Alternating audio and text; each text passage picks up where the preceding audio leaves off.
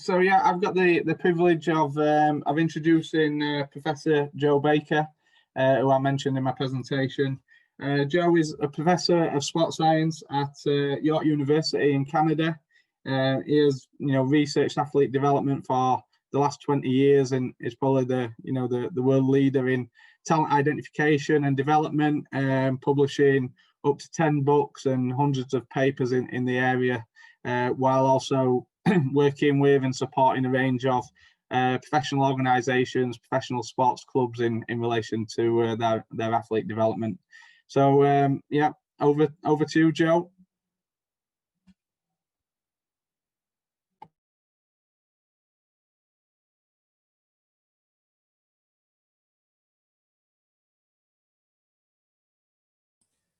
Joe, you may be muted. Sorry, folks. That was a Zoom technical issue. Thanks, Kev, for that introduction, and thanks to Sergio and the organizing committee for inviting me to be part of this conference. And congratulations to Sergio and the team for the growth of this organization. It's such an exciting time to see this level of discussion and discourse on coaching kids. Today, I'm going to talk about our research program looking at the pitfalls of talent identification and development. And in the program, it says that I'm going to provide some recommendations for coaches. And I think I'll give you the punchline of the talk right at the start, which is we have very few evidence-based recommendations that we can give to coaches, because the thinking and the evidence that we have in this area is so limited, which on the one hand is, you could see that as a negative. We like to frame that as a more positive thing. There's lots of opportunity here for development. There's lots of opportunity here for creativity from coaches. If we go to the sports coach handbook that was talked about in the first session, if you look at those model coaches that are used in the chapters there, they're not thinking someone else has the answer. They're using their own creativity to solve problems. And I think we need that same sort of initiative to solve the problems that we have with talent identification and development. And so what I'd like to do today is just talk a little bit about what we know about some of the issues in this area, how they relate to coaching, particularly coaching kids, and then how we might move forward. Okay. So regardless of how we personally think about the concept of talent, and this is a really debatable issue, it can be quite heated debates among coaching groups at different times. The notion of talent is fundamental to how we think about sport and athlete development. It's the reasons why we see the strong growth in academy type systems in professional sports, why we have traveling and representative teams in youth sports. They're all based on this idea that there's something important that we need to be developing during the youth period of engagement, whether you call that talent or skill or whatever. We've got an entire sport program that's designed with this concept kind of as the central assumption of the entire program. In our recent research, we started to look at the amount of evidence that we have for this concept. As you can see here, there's a massive increase in the interest in talent. This is studies that have explored any angle or element of talent over the last 30 years. As you can see, the inflection of that line suggests there's a lot of growth that's happening here. What I want to point out, though, is where that line starts to inflect. That's at 2000. Okay, so that's 20 years of research, of hard research interest in this area, which means that we have very limited research on this topic, because 20 years in terms of science is not a long time for ideas to be pushed and prodded and replicated and challenged and debated. 20 years is not a lot of time. And so right from the onset, we're quite comfortable with the conclusion that we don't have evidence-based solutions for many of the problems that coaches are facing in their day-to-day coaching practice. Why is this important? Well, Kev and Barnaby did a great job of outlining what the traditional or typical talent ID system looks like. Here's a different way of framing that. The number of steps in your sport will be somewhat context specific, but in general, we choose people that are at the far right-hand side of a normal distribution, and we choose them to move on in our system. Kev presented that as a pyramid. We've done some work more recently to suggest that if it is a pyramid, it's a really, really lopsided one. And so here's an example to support that conclusion. So these are some data from basketball in the United States, which of all the sports we've looked at, their numbers are what we'd say the most dramatic. So in any one year, there's around 3.6 million male youth playing basketball. And if we want to understand the development of these youth to the NBA level, well, to get to the NBA, you almost always have to go to a high school or secondary school with the basketball program. In that selection step, we're now dealing with just 15% of that original population. Somewhere around 500,000 kids will play at the high school level on a basketball team. From that, the next step, you almost always have to go to a Division I basketball program in the US. Now we're down to 0.5% of that original population. From there, the NBA has a 2-round draft. Now we're dealing with 0.002% of that original population. Of those that go to the NBA, we're talking about 0.001% of the original population. So we spend a lot of time focusing on the elite athlete side of this trajectory, but the real cost to the system is occurring early on. It's those selection steps for who gets to play on a high school team or who gets to go to a Division I college program. The odds of a person who's playing at the youth level making it to the NBA is 1 in 70,000. That's okay. Those numbers aren't necessarily threatening if we're comfortable saying that we know that one person in the 70,000, we're making those selections accurately. More recently, the work that we've been doing suggests that we're actually not as good at identifying talent as we think we are. And so this work really challenges this idea that we're good at identifying that 1 in 70,000. We're good at identifying that diamond in the rough or that needle in the haystack. Why are our predictions about talent so poor? Well, first off, the scientific community has a role to play here, and we've been negligent in designing good models or good theory for understanding talent. And if you look at that research base over the last 30 years, most of it has focused on talent as a physical outcome, anthropometrics, physiological, physical. These things are easy to measure. It's no surprise that we see more research in this area, but coaches and people that work in talent know that talent isn't just physical, it's mental. It's the psychological elements, it's perception, it's cognition. Not only is it those things independently, but it's all of those things combined in order to be able to demonstrate exceptional performance. And so we need to do a better job of capturing the elegance and the complexity of what talent actually is. We also have a problem of the prediction of talent takes place over a really extensive, what we call forecast horizon. We make decisions about who's the best, who's got the most potential at the youth level, and those decisions have long-term implications. But the things that we use to make those decisions at the youth level, in the picture here on the left, we see the size. Oftentimes at the youth level, we focus on physical elements, size, power, strength. Well, those things aren't the same things that predict success at the adult level. That doesn't mean they're not important. It just means that eventually in athlete development, we get to a point where everybody's fast, everybody's strong. And so what's the thing that actually predicts whether that person is going to be successful or not? So we need to understand that complexity over that forecast horizon in order to make good decisions later on. Or an alternative approach would be to not make that decision early on and to keep everyone involved for longer, because we don't have evidence to not do that. A third factor is a lack of knowledge. So most of the research in this area has been done with what we call a cross-sectional approach. They'll take snapshots of athletes in time. So here on this graph, you can see, well, we want to know what peak performance in an Olympic champion looks like.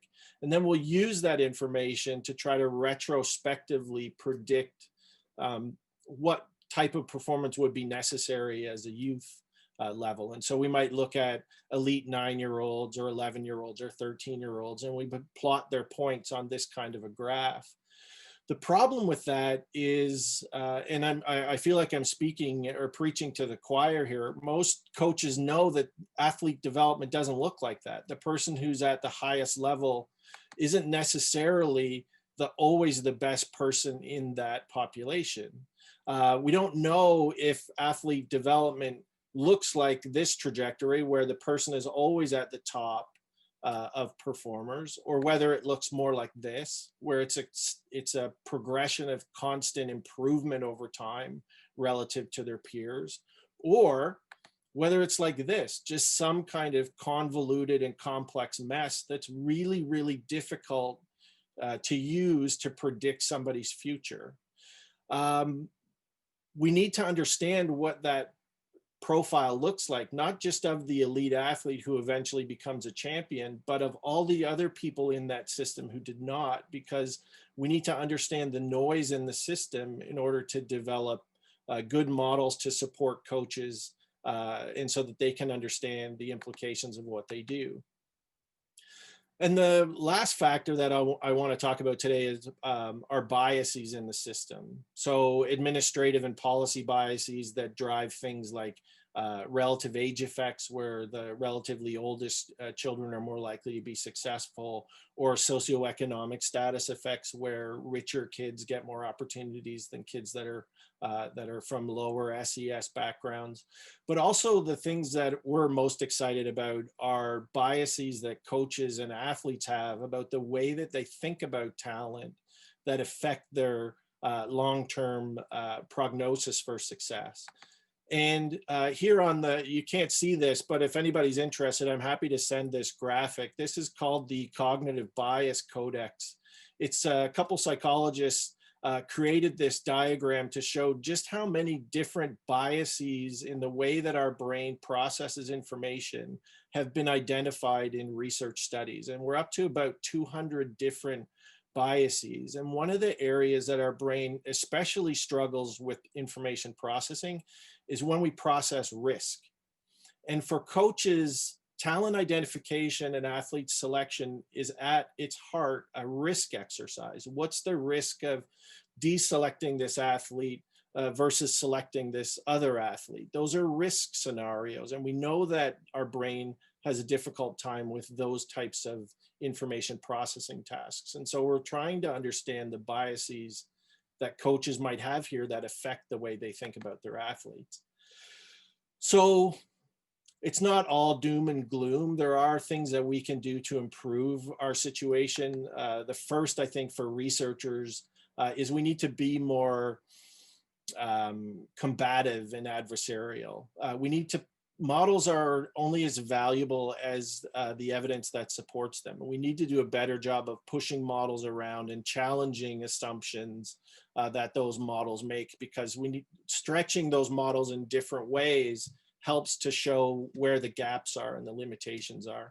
And that's important. That's how science is supposed to work. We can't all just agree and smile and be happy with our models. We need to push them, and we need people who will push models around. For practitioners, we need to understand the implications of selection and deselection. So, for example, we like to look at talent identification as if it's a binary. Does this person have it? Yes or no? But we need to understand that there's a lot of people in the middle that are maybes. And we have a talent system that really focuses on the yes in that equation. The yes people are not at risk of leaving your program because of what we know about competence motivation and achievement motivation. Somebody who's getting those needs met, they're not at risk. They're going to stay. But we need to spend more time focusing on the maybes, because we should be spending more time focusing on things that we could get wrong instead of worrying about the things that we need to get right. And if we do that, we would think about our athletes in a different way. The other assumption is that we know exactly what is required to make an elite athlete or a successful champion, and we don't. We know how to mess up athlete development. We know how to get people to withdraw or to get less enjoyment. Maybe we should focus on those things more than we have been. The last thing I would say to coaches is to be comfortable plotting your own path, become your own scientist, create your own way of measuring the progression and the success of your athletes. Because the problem with the limited research from the sports science community is we don't have that answer for you. We can't say with your under 9s or with your under 11s, this is what their development needs to look like, because we don't have that evidence. Hopefully one day we will, but at the moment we need your assistance with this. We need questions from the coaching community that reflect your experience. I had an athlete that looked like this. Does this make sense with your current science? And to have that dialogue, that back and forth communication between what the scientists are doing and what the coaches are doing and what the coaches need, I think is a really important step forward in the way that we're going to explore these issues. So hopefully you can tell that I'm really interested in this area. And if you have any questions, hopefully there's some in the chat box, but if not, feel free to get in touch with me. There's my email address. I'm on a couple of social media platforms as well, where we have these kinds of discussions all the time. And again, I'll just say thanks to the iCoachKids for this opportunity. This has been really fun. Thank you, Joe. Thanks for a great presentation, opening up lots of interesting questions as usual. Probably got time for 1 or 2 questions. There's one that's just come in from John Wise here. John sort of suggests a lot of talent ID retrospective reviews focus upon the importance of trusting the process. Are you aware of any models or research that investigate this? Yeah, well, that's a huge question, right? Like the trusting the process, I think, relates to some of the systematic biases that we see there. We know because of the value of deliberate practice and training environments and the kinds of things that you're looking at in that first presentation, Kev, that if you keep somebody in the system for long enough and give them enough resources, you're going to see improvement, you're going to see development. And so there's the risk of having this self-fulfilling prophecy of people that stay in the system look like they're better potential picks than somebody who is deselected. That looks like your selection was accurate, but it didn't have anything to do with your selection. It had everything to do with the fact that you put them in an environment that was conducive to skill development. So it's a really, really tough question from a research standpoint to ever be able to parcel out all the possible influences to be able to answer it. Cheers, Joe. And then Paula, just one last one for myself. Based on what you've presented, what do you think this means for talent identification development systems?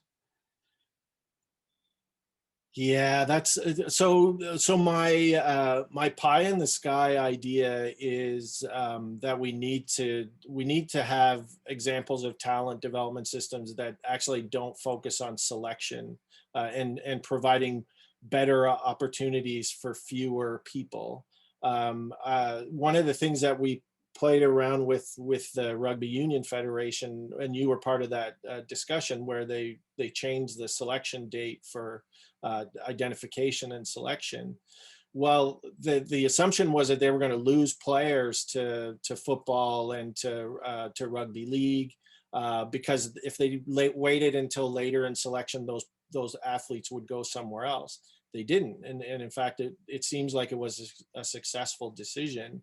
And the reason they didn't go somewhere else, I think, is because good rugby union players will stay in rugby union. They won't try to fit into rugby league or to football because they're getting their competence needs and their motivational needs from performance in rugby union. And so if my pie in the sky idea is if we were just to open up more opportunities for more people and give them the opportunity to find their niche in rather than assuming the system has to find it for them, would we see more success?